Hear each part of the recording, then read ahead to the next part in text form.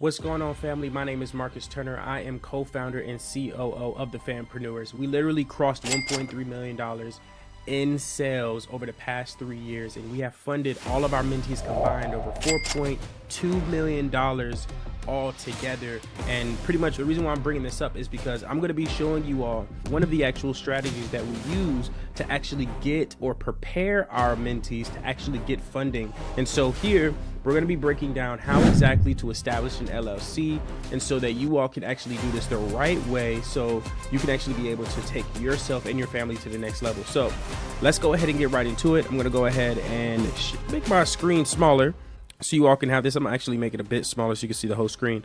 So right now I am on the Georgia Secretary of State website. Now, of course, this is something that you will have similar to whatever state that you're in. Now, I am presuming that you have already created a Wyoming LLC, and you have also created a foreign entity into your state. Okay, so what this LLC is that I'm creating is the LLC after you've done those two things, so that you can actually have everything set up for success, because this LLC that we're actually going to be using is for operating a business. Okay, so this is the actual site.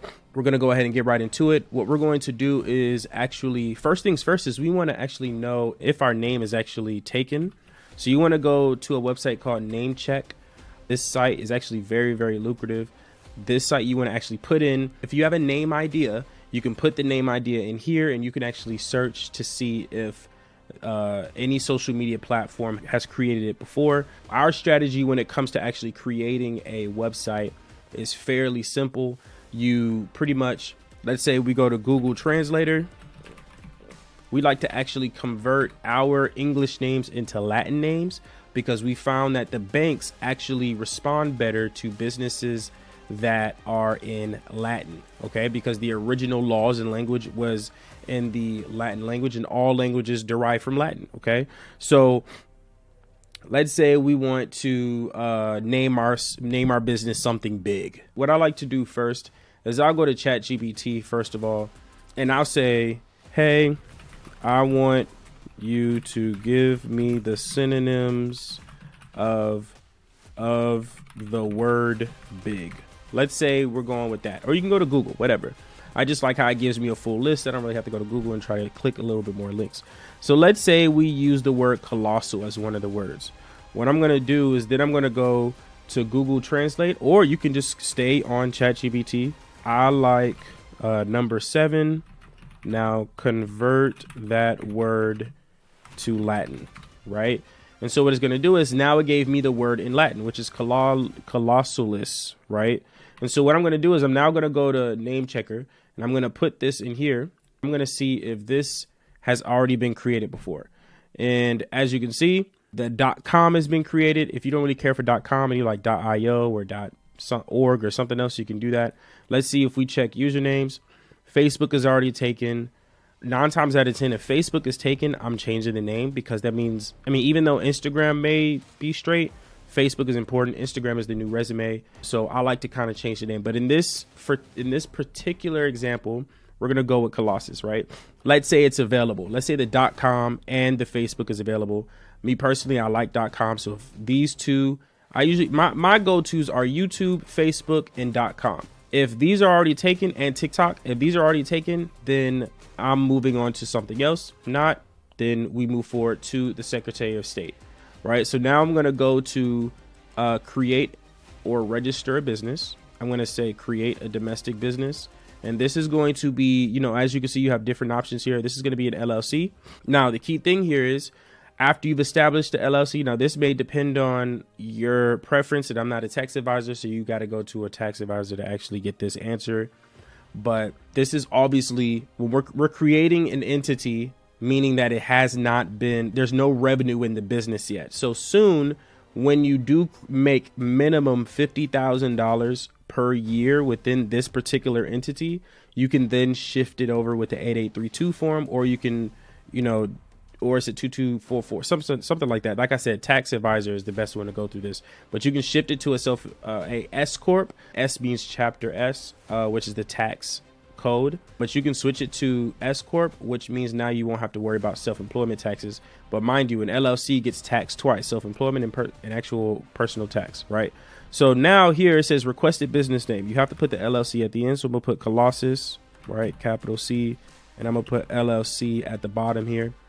From there, as you can see, it gives you a note of how many other ways you can say it. After that, we're going to go to NA. I'm going to call it NAS code because I ain't got time to be out here spelling this thing out. OK, now with the NAS code, I'm going to be honest with you. This is the purpose. You need to understand what is the purpose of the actual LLC. OK, what are you creating this LLC for? Like I said, the first purpose is where is this in the corporate structure?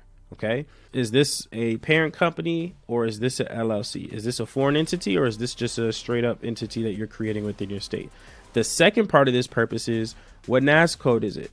If you go to the NAS code website, and I'll actually drop this link in the description below, but these are all high risk industries that you don't want to be in. Okay, so get this link so you can actually, have all this information here. It's free. You can Google this, y'all. I'm telling you. So high risk industries, you don't want to be in this. So the industry that I like to be in, honestly, is I like to select the one that's 541611. So what I'm going to do over here is I'm going to look for 54. Okay, so here we go. Professional, scientific, and technical services. Boom. And then I'm going to shift me right back over here. I'm going to look for 541611. Okay, that's the one that I like. Here we go. Administrative management and general management consulting services. That's the one that I like to click.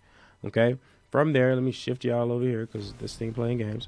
We're then going to put the principal address. Okay, so you want to create, you can go to I like Opus. Let me put in virtual offices. There we go. So I like Opus. So I'll go to Opus virtual offices for $100 a month. It comes with a business address, a live person answering the phone, flexible call forwarding, business phone and fax, mail receipt, and voicemail. Right? All those things. I like it. $100 a month. I'm gonna put that address in here. Okay. But I'm gonna put 123 Main Street for the moment, just so we can get to this. I'm gonna put Atlanta, Georgia, and then I'm gonna put 30331. Right? We're just gonna do that just for the moment. I'm gonna click continue. Okay. Now, after we've established this, now I'm gonna put the info. Right? I'm gonna put, let's say, info Vinci instead of the address that I put in here. What I like to put as the organizer is the same virtual address. Okay. The same Opus address you created is the address that's going to be under the organizer. Now, the registered agent is going to be the business trust. Okay. That's what the registered agent is going to be. It's going to be the business trust. Everything leads to the business trust. If you don't have a business trust and you need to establish a business trust, go ahead and click the link in the description. If you actually book a call with us, schedule a call with us, or you can go get access to our free training. If you actually click the link in the description, you will actually be able to talk to us, and we'll be able to actually create a customized business trust for you, personalized to you and your family. Okay. So the key thing here is that you want to actually put your business trust in here so that you can actually have the right thing. And then you put your organizer information in here. And then you want to make sure you put manager. Okay. You don't want to put organizer. You don't want to put member. You want to put manager. Okay. That's the highest power. And then type in whatever the name is. Right. After this, you're able to pay. This is very, very simple, y'all. Very, very simple. It's not hard to create a LLC. A lot of people overthink it. A lot of people think it's something crazy. It's really not. It's not harder than what this is right here. You can do this no matter what site you're in. You want to make sure that you have these key things in place. Okay. These key things in place. Now, the key thing when it comes to this is you want to make sure that you create the trust first, then create your LLC. Start from the top to the bottom. What y'all usually do is create the LLCs, then create the trust. Now you then got to sell the actual trust, sell the actual businesses to the trust, which makes things a bit more complicated. Right. But what will be better is if you create the trust, then create the LLCs. Now, there's going to be arguments on this. There's pros and cons into what I'm saying here.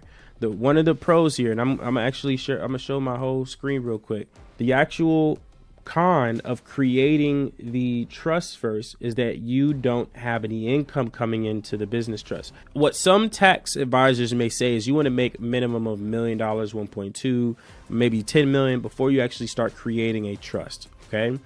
Now, I do agree with that to an extent, but when it comes to building family wealth, do we want to actually have our family start over every single generation just because we don't have the income? No. Right? Do we want to keep going to probate just because we don't have the income? No. Right? So I firmly believe bare minimum, have you a family trust, get you a business trust, or just have a family trust. I would suggest getting you both. And like I said, you could schedule a call to get those situated. Get you a family and business trust, create your LLCs, and then you're off to the races. Okay. At least at the bare minimum, so your family doesn't start from day one. Now, the key thing here is that you have to have cash flow. The issue that most people have is, oh, I got these things structured, but you ain't really got no money coming in. That's what these tax advisors are saying, is that y'all ain't got no money coming in. You can't, like, since the CTA, the Corporate Transparency Act, came out, you can't just be out here getting funding and spending it on liabilities, right? You actually have to have income coming in. You actually have to have a business. And I 100% agree with this. You have to make a business. Okay. You have to have income and cash flow coming in. You can't just be out here just getting credit and doing nothing with it. They will shut it down. They will shut y'all shit down. Let's be honest.